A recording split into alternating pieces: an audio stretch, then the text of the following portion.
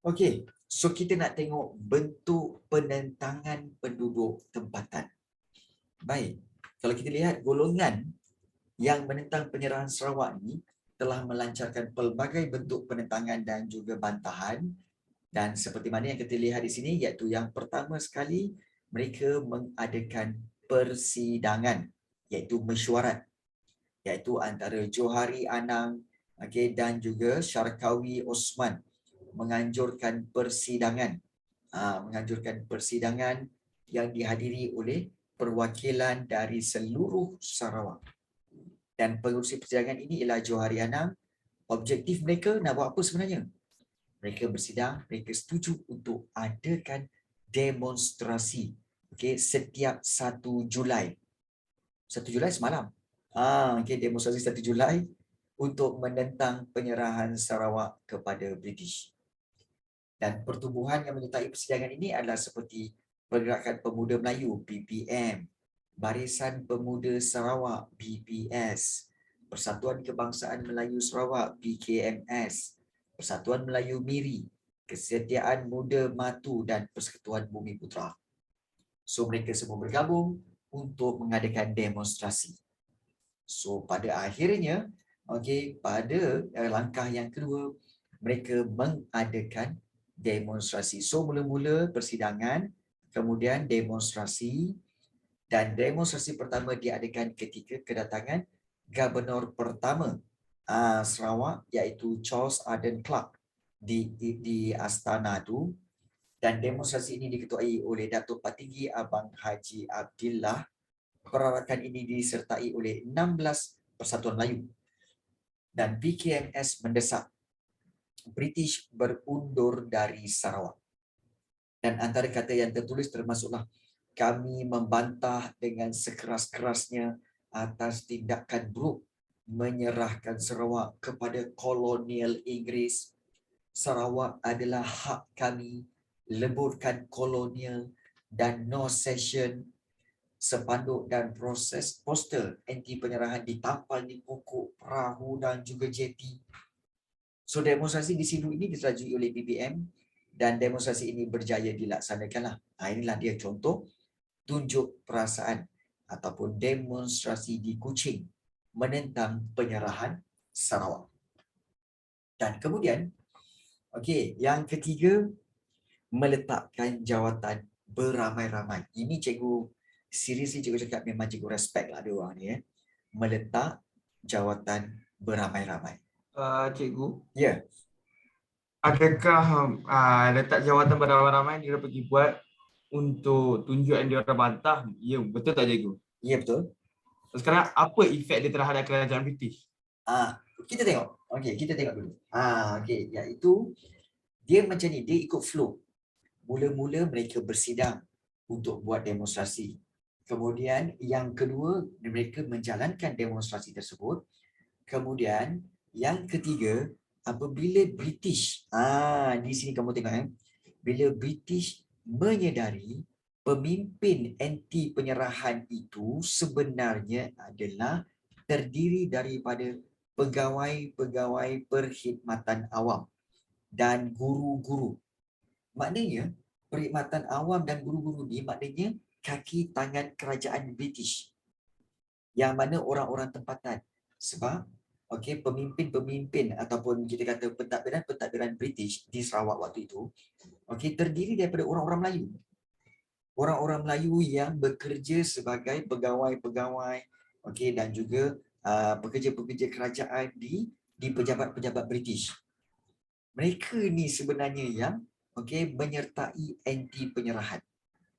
So bila British tahu ramai pegawai-pegawai kaki tangan kerajaan British ini terdiri daripada orang Melayu yang menyertai gerakan anti penyerahan itu, maka British bertindak mengeluarkan satu pekeliling nombor 9 atau dipanggil Circular Number 9. Circular Number 9 ini pada bulan Disember 1946. Circular tu maknanya satu surat warta, surat perisytiharan kepada seluruh kaki tangan kerajaan British pada waktu itu. Yang mana ketika itu dia melarang, dalam isi kandungan itu, melarang pegawai awam menyertai gerakan anti penyerahan. Melarang. Jadi, apabila dilarang, maka ramai kaki tangan kerajaan British pada waktu itu marah. Sebab apa? Dihalang. Kami nak join anti penyerahan Sarawak kepada British, tapi British tak bagi.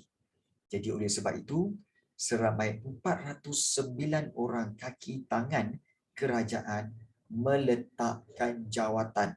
Kami letak jawatan. Kamu halang kami untuk sertai gerakan itu, kami letak jawatan. Kami tak nak kerja ni.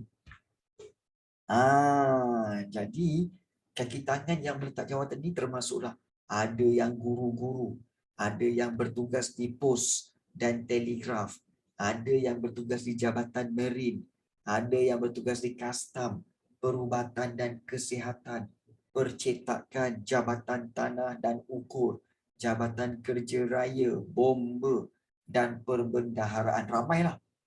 Ramai kaki tangan awam letak jawatan. Sebab tak suka dengan pekeliling nombor 9 itu yang melarang mereka menyertai gerakan anti penyerahan. Jadi, seterusnya seramai 56 orang pelajar Maktab Perguruan Melayu Sarawak bertindak menamatkan pengajian, menamatkan pembelajaran mereka di maktab perguruan ini. Sebagai apa? Sebagai bantahan terhadap pekeliling nombor 9. Maknanya, kita bayangkan kalau bila ramai kaki tangan kerajaan yang meletak jawatan, British akan menghadapi masalah tidak ada orang yang nak bekerja dan mentadbir pejabat-pejabat kerajaan mereka. Dan ini akan menyukarkan British. Itu kesan dia lah. Itu kesan dia. Itu yang dia nak. Dan diorang ni sepakat untuk apa? Nak paksa kerajaan British supaya jangan ambil Sarawak itu. Jadi itu sebab mereka meletakkan jawatan beramai-ramai. Okay. So bila begitu, maka bila dah ramai pula yang meletak jawatan, terdapat pula ada golongan wanita juga join. Nak juga golongan wanita yang menentang hebat penyerahan Sarawak ini. Seperti Cikgu Lily Eberwine, daripada PKMS, Hajah Sipah, Tuanku Osman, Dayang Fauzia, bukan Dayang Nofaiza, Dayang Fauzia. Dayang Nofaiza tu nyanyi. Dan Cikgu Ajibah Abul.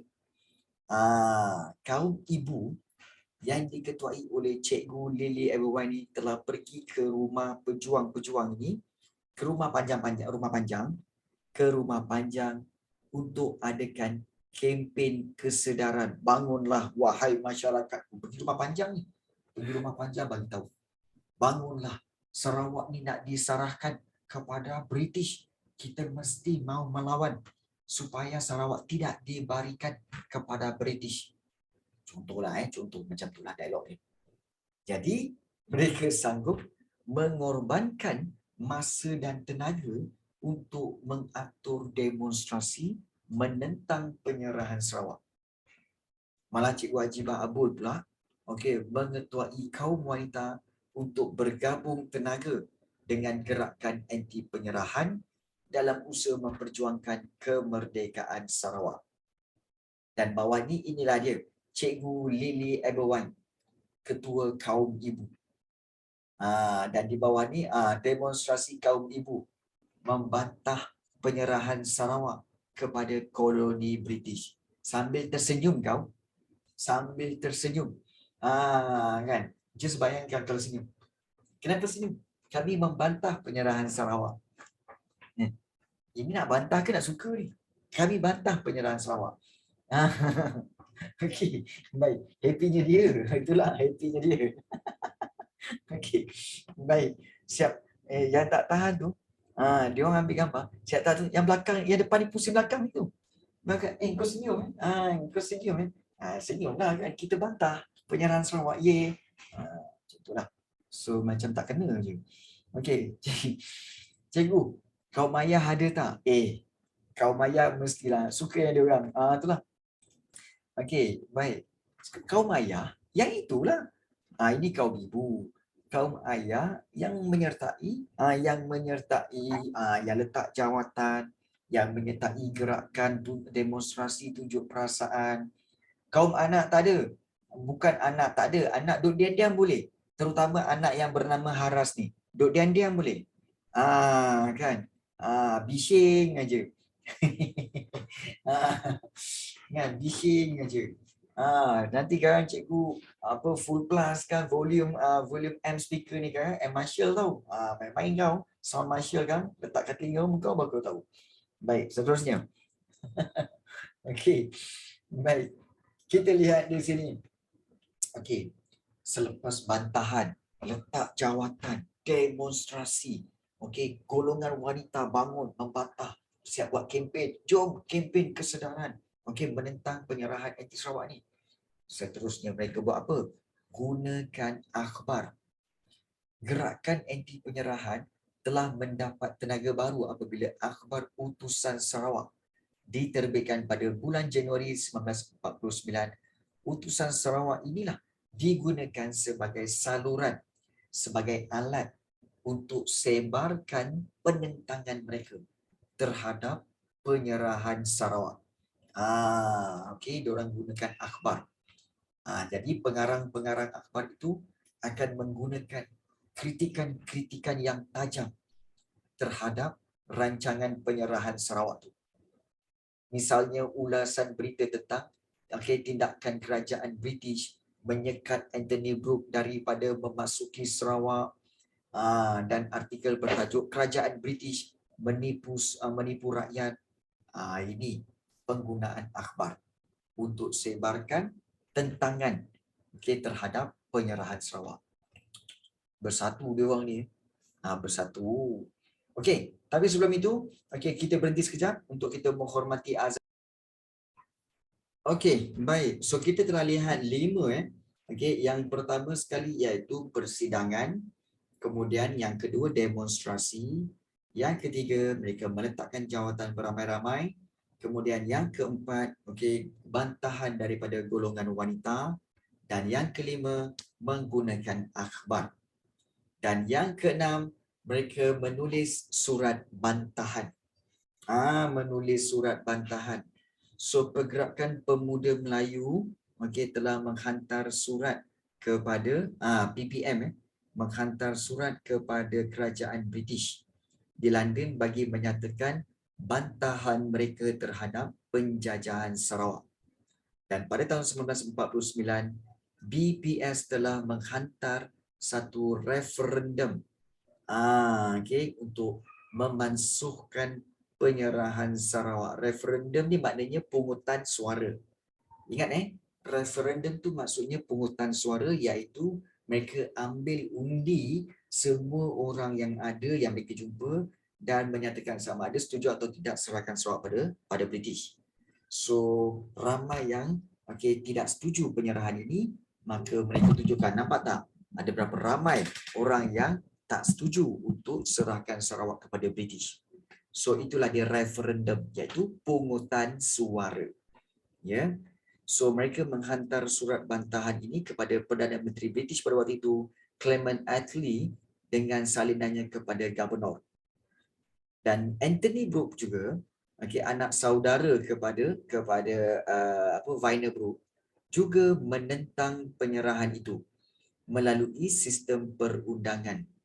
Beliau telah membuat rayuan di Privy Council dan pada 16 Julai 1948, Anthony Brooke membawa kes ini ke Mahkamah Tinggi Brunei dan namun begitu rayuan tersebut telah ditolak. Okey. Baik. BPS tu apa? BPS itu sebenarnya kependekan untuk BPS cikgu kat mana kat sinilah. BPS tu ialah Barisan Pemuda Pemuda Sibu. BPS. Barisan Pemuda Sibu. BPS Barisan Pemuda Sibu. BTS cikgu tak tahu. BTS kena tanya korang lah. BPS Barisan Pemuda Sibu. BTS, anyone here yang tahu? Okay.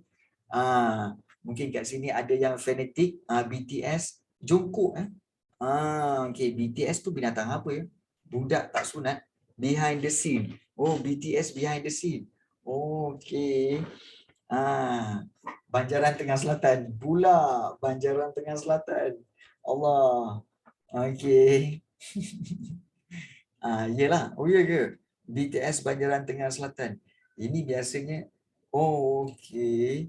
Ini mungkin boleh dijawab oleh para pelajar sendirilah. Mungkin seperti Farisha Zahra, Amira Sharafana, okey, mungkin juga Mia ataupun Sarina Liza, okey, ataupun mungkin Tasha boleh bagi tahu BTS tu apa? Okey, tak minat K-pop. Oh, okey, baik. Tak minat K-pop Saya tak minat cikgu. Oh, okey, baik, bagus. Okey. So, kalau kita lihat, inilah dia. Itu jenaka. Alright. Baik. Inilah dia 6 kaedah bagaimana mereka melakukan bantahan. Yang pertama, cikgu ulang balik sebab cikgu nak bagi kamu ingat. Iaitu bentuk penentangan penduduk tempatan. Yang pertama, mengadakan persidangan, mesyuarat. Daripada mesyuarat persidangan itu, maka terhasillah demonstrasi.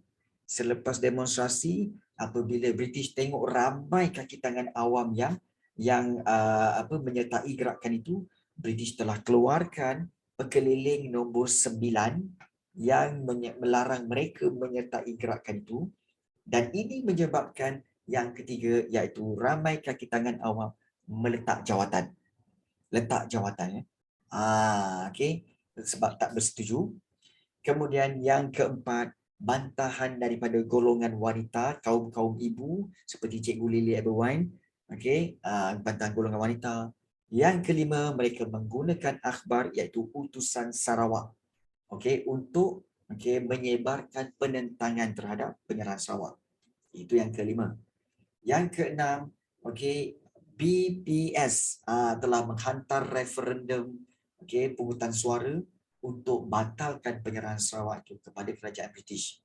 Dah hantar dah. Dan BPN pun sendiri hantar surat bantahan kepada kerajaan British. Surat bantahan. Yang ketujuh kita lihat. Oleh kerana sebenarnya oleh kerana apa tahu? Oleh kerana persidangan, demonstrasi, letak jawatan beramai-ramai, kemudian bantahan golongan wanita, dan juga gunakan akhbar, tulis surat bantahan. Korang tahu tak? Sebenarnya, enam ini tak jadi apa-apa. Tidak memberi kesan kepada British. British buat tak tahu je. Relax je. Ya, dia buat tak tahu. Lantak kau nak bantah ke apa, kami tetap teruskan jalan macam biasa. Ya, dia tak buat apa-apa. Jadi oleh sebab itu ada sekelompok golongan muda dalam gerakan anti penyerahan ini. Golongan muda dalam gerakan anti penyerahan itu telah menubuhkan satu pakatan sulit, iaitu Rukun 13. Kumpulan Rukun 13 ini, Rukun 13 ini ditubuhkan secara sulit oleh para pemimpin Pergerakan Pemuda Melayu, iaitu PPM, di Sibu. Dan kumpulan ini dipimpin oleh Awang Ramli, Morshidi Siddiq dan Bujang Suntung. Inilah dia. Morshidi Siddiq, Bujang Suntung dan juga Awang Ramli. Mereka semua menubuhkan Rukun 13. Dan kali ni diorang nak buat apa? Sebab diorang tak tahan. Sebab apa tahu? Dah lama sangat. Tapi tidak ada apa-apa tindakan daripada British. Jadi sasaran kumpulan ini adalah untuk, kali ini diorang lebih tegas. Diorang nak menghapuskan pegawai tinggi British di Sibu Sarawak. Hapuskan Hapuskan ni maknanya bunuh lah. Bunuh pegawai tinggi British di Sibu. satu mesyuarat sulit diadakan untuk membunuh Duncan Stewart pada 3 Disember 1949 di Cebu. Maka daripada kumpulan rukun 13 inilah gambar Mursyidi Siddiq jelas. Yelah, mungkin dia ambil gambar tu daripada yang lain tak. Itu mungkin gambar ambil daripada ni kot. Daripada kedai-kedai gambar. Sempat lagi pergi kedai gambar buat gambar. Sempat lagi tu. Baik. Baik. Kita lihat pakai iPhone. Jadi tercetuslah daripada tengok ni daripada rukun 13 maka tercetuslah peristiwa sungkit berdarah. Take note benda ni sungkit berdarah. Iaitu Rosli Dobi, inilah dia Rosli Dobi. Okey, Rosli Dobi antara pejuang kemerdekaan Sarawak. Beliaulah yang telah menikam Duncan Stewart dan seminggu kemudian Duncan Stewart meninggal dunia di Hospital Singapura. Dan video yang cikgu tunjukkan tadi itulah dia. Rosli Dobi, bagaimana gambaran cerita Rosli Dobi telah menikam Duncan Stewart, iaitu Gubernur Sarawak yang kedua. Dan pembunuhan Duncan Stewart ini telah pun memberikan kesempatan kepada British untuk menindas gerakan anti penyerahan. Apa lagi waktu inilah dia British kenakan cukup-cukup kepada gerakan anti penyerahan. So apa yang British buat? British telah menutup pejabat-pejabat PPM, PKMS, BPS dan Asas Angkatan Semangat Anak Negeri Sarawak. Diarahkan tutup. Pejabat-pejabat ini tutup. Malah Anthony Brooke merayu supaya Persatuan Anti Penyerahan supaya hentikan usaha menentang penyerahan pada 5 Februari 1951 dan Rosli Dobi, Mursyidi Siddiq, Awang Ramli dan Bujang Suntung akhirnya dikenakan hukuman gantung hingga mati. Gantung hingga mati setelah didapati bersalah. Dan anggota rukun 13 yang lain dikenakan hukuman penjara. Dan gerakan anti penyerahan secara umumnya, gerakan anti penyerahan Sarawak menemui kegagalan. Gagal. So maknanya penentangan demi penentangan gagal menghalang British untuk mengambil Sarawak. Walaupun bagaimanapun gerakan tersebut telah memberikan kesedaran dan membangkitkan semangat nasionalisme dalam kalangan penduduk tempatan. Dan semangat tersebutlah membawa kepada penubuhan parti politik di Sarawak. Maknanya di sini, walau macam mana pun yang dibuat, sampai ke tahap pembunuhan Sir Duncan Stewart, British tetap degil. Dia kata apa? Tak ada. Memang kami nak ambil juga Sarawak. Kau menentanglah macam mana pun. Lagi kau tentang, lagi kami akan tekan korang. Sampai tutup pejabat-pejabat korang semua. Jadi korang semua tak boleh melakukan penentangan. Jadi inilah gambaran. Kita lihat bahawa Rosli Dobi ditangkap oleh British. Dan perasan tak? Perasan tak kalau korang tengok? Tentera British terdiri daripada pegawai-pegawai yang datang daripada mana? Datang daripada India. Perasan tak? Begitu juga kalau kamu tengok macam filem Mat Kilau kan. Filem Mat Kilau, tentera-tentera British semuanya adalah tentera-tentera daripada India. Kerana apa? Kerana pada waktu itu negara India sedang di bawah pemerintahan British. So ramai tentera-tentera British itu diambil daripada orang-orang India di negara India. Jadi nampak tak? Jangan spoil cikgu. Tak. Kenapa tak guna tentera British cikgu? Baik, bagus. Tentera British okey, sebenarnya ditugaskan untuk jaga negara diorang. Jaga negara diorang, jaga negara England dan sebagainya. So apabila British menjajah India, dia rekrut, dia latih orang-orang India untuk jadi askar, jadi tentera bagi kerajaan British. So bila dah ramai tentera-tentera British di India yang dilahirkan daripada orang-orang India, maka bila mereka datang ke tanah Melayu, mereka bawa sekali tentera-tentera India itu. Itu sebenarnya. Nampak tak? Kebijaksanaan. Tak adanya dia nak gunakan tentera-tentera British yang kulit putih tu. Tak ada. Tak ada. Dia gunakan tentera-tentera British yang daripada negara tanah jajahan, iaitu India. Macam itulah kamu tengok di filem, macam itulah kamu tengok di dalam gambar ni. Itu memang betul. Jangan spoil juga, tak spoil pun. Pergilah tengok. Okey. Memang itulah gambaran dia. Kamu tengok first 5 minit pun filem itu, kamu akan rasa macam kan macam rasa nak tendang dia, rasa nak so itulah gambaran dia. Kenapa? Pergi tengok. Farisyah Zahra kata dah tengok best gila. Itulah dia. Okey. Jadi itulah gambaran penentangan terhadap British. Saya nak spoil, tak payah Farisyah. Tak payah. Okey. Baik. Kesimpulannya.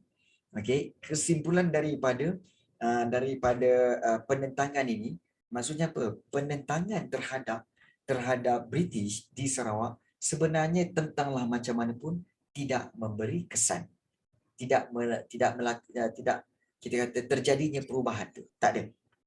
Ya. Jadi kalau kita lihat bagaimana, macam juga cakap tadi, ada juga yang menentang dan ada juga yang menyokong penyerahan Sarawak. Okey, terdapat sebilangan penduduk yang menyokong penyerahan Sarawak ini seperti Datuk Bandar Abang Haji Mustafa dan juga Datuk Amar Abang Haji Sulaiman. Dan kenapa mereka menyokong penyerahan Sarawak ini? Pertama, kerana mereka merasakan bahawa pertama, British dapat memajukan negeri. Sebab dia kata apa? Datuk Bandar Abang Haji Mustafa kata apa? Selepas perang sebenarnya, negeri Sarawak memang mengalami banyak kemusnahan. So penyerahan ini at least dapat memajukan Sarawak dalam pelbagai aspek. Seperti dari sudut politik ke, perhubungan ke, perdagangan ke, pertanian ke, dan dapat meningkatkan taraf hidup masyarakat Sarawak. Betul juga. Kan? Kalau nak harapkan orang tempatan yang memajukan Sarawak, orang tempatan pun sebenarnya tidak berkemampuan. Siapa nak pimpin? Itu satu. Nak harapkan Viner Group pun tak ada duit. Kalau harapkan British, at least British ada kemampuan keuangan untuk memperbaiki kemusnahan itu. Dan ini dapat memajukan negeri. Betul tak? Sebab itu, kalau kita lihat, kena lihat sesuatu perkara itu dari kedua-dua sudut pandangan. Kedua-dua sudut pandangan ni maknanya pandangan positif dan pandangan negatif. Kena tengok.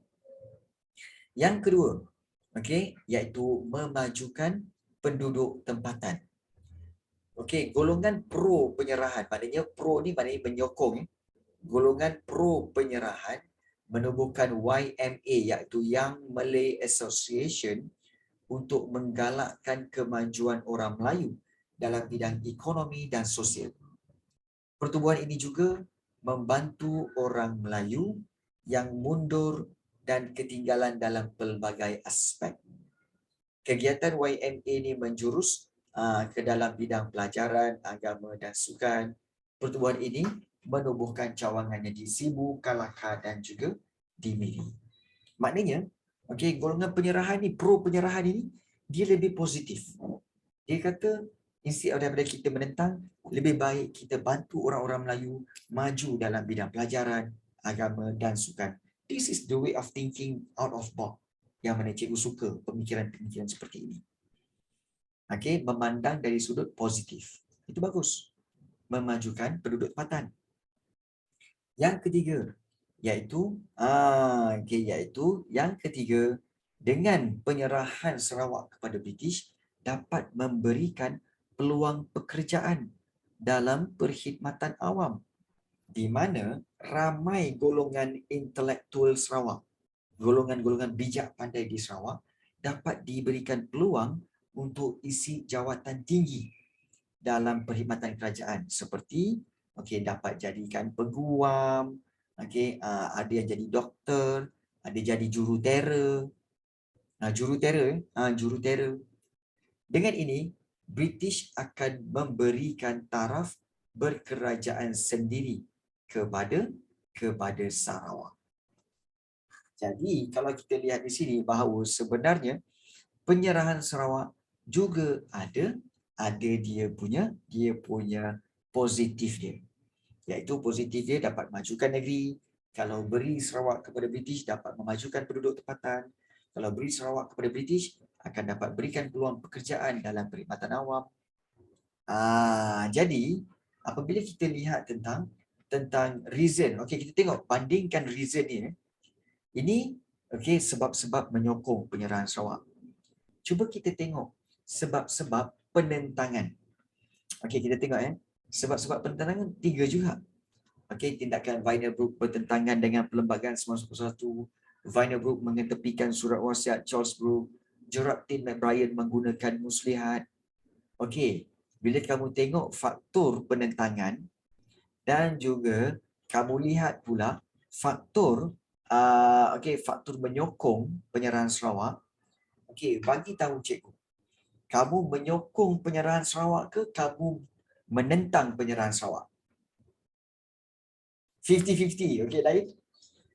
Usko kata 50-50, lain? Cikgu nak tengok. Ali kata menentang, pun menentang. Yang lain macam mana? Adakah kamu menentang penyerahan Sarawak atau kamu rasa elok menyokong penyerahan Sarawak? Saya cakap. Ramai kata menentang. Ramai kata menentang. Wan pun kata menentang. Membantah. Membantah. Menentang dan membantah. Tasha macam mana Tasha? Kamu rasa elok kamu lebih kepada menyokong ke menentang? Mia, Wan menentang. Amira Sharafana menyokong ke menentang penyerahan Sarawak? British akan ambil kesempatan. Menentang.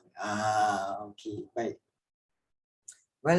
Sebenarnya British akan mengambil kesempatan. So mana-mana pilihan kamu adalah sebenarnya mana-mana pilihan pun adalah sebenarnya betul. Betul. Kenapa? Kerana kita lihat bahawa kita perlu menentang kerana apa? Kerana negara kita, kawasan kita akan dijajah oleh British. Bila dijajah oleh British, mereka akan jadi tuan. Kita akan jadi hamba. Hamba kepada mereka. Dan tak ada sesiapa dalam dunia ni nak jadi hamba.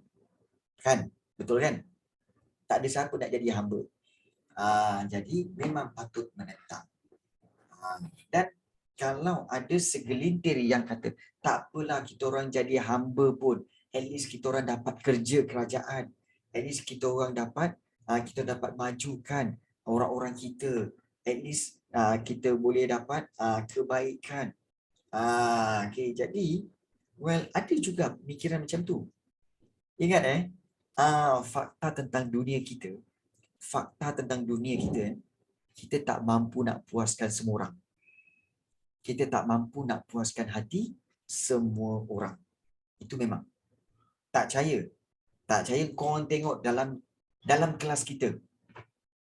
Dalam kelas kita, kalau korang tengok, cikgu bukan nak banggakan diri, tapi kalau kamu tengok, rata-rata, para pelajar cikgu kata apa?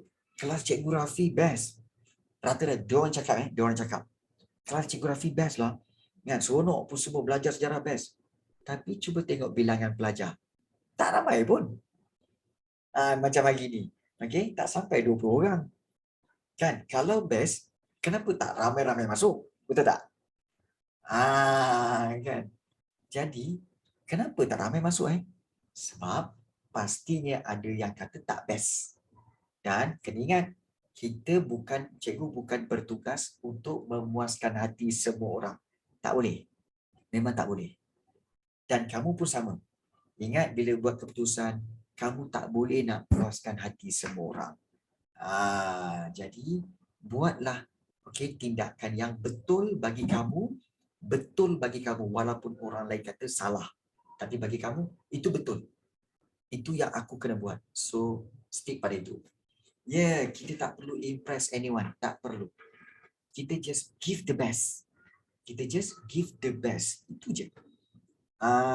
Kalau kita buat sesuatu untuk impress orang, kita penat. Kan? Sebab apa? Impression orang sentiasa akan tak cukup.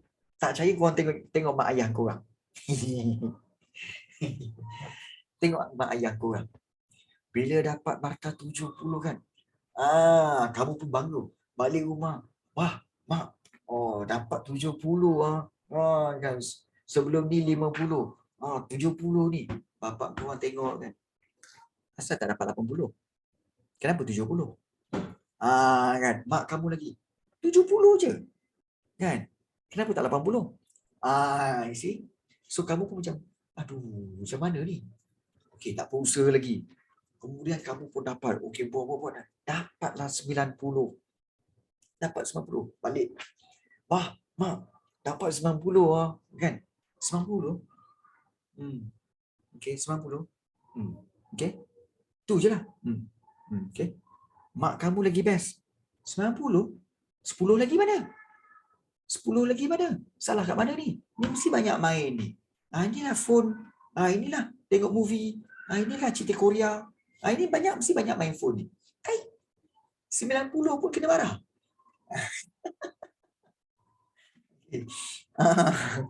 Okay.